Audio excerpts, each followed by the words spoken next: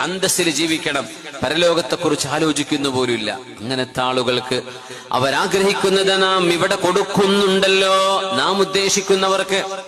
അത് കഴിഞ്ഞാൽ പിന്നെ നാം നരകത്തിലേക്ക് അവരെ വലിച്ചെറിയുകയാണ്. യസ്ലഹാ മദ്മൂമൻ മദ്ഹൂറാ, നിന്ദ്യനായി നിസ്സാരനായി നരകത്തിലേക്ക് അവർ വലിച്ചെറിയപ്പെടുന്നു. ഇവിടെ ഒരുപാട് സമ്പൽ സമൃദ്ധികൾ ഉണ്ടായിരുന്നു, പലത് ഉപകാരപ്പെടുന്നോ? പഠിച്ചത് അതിനായിരുന്നു, ജോലി ചെയ്തതിനായിരുന്നു. എന്നാൽ എന്റെ സമ്പാദ്യത്തിൽ നിന്ന് എന്തെങ്കിലും ഒരു ഓഹരി പാവപ്പെട്ടവർക്ക് കൊടുക്കണം, മിസ്കിന്മാർക്ക് കൊടുക്കണം, മദ്രസക്ക് കൊടുക്കണം, മസ്ജിദിന് കൊടുക്കണം, രോഗികൾക്ക് കൊടുക്കണം, പ്രയാസപ്പെടുന്നവർക്ക് നൽകണം എന്ന ഒരു ചിന്തയേ ഇല്ലായിരുന്നു. ഉണ്ടാക്കണം, സമ്പാദിക്കണം എന്ന് മാത്രം.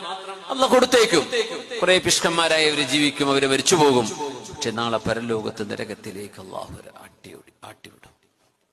ഇനിപ്പുറത്ത് വേറൊരു വിഭാഗം.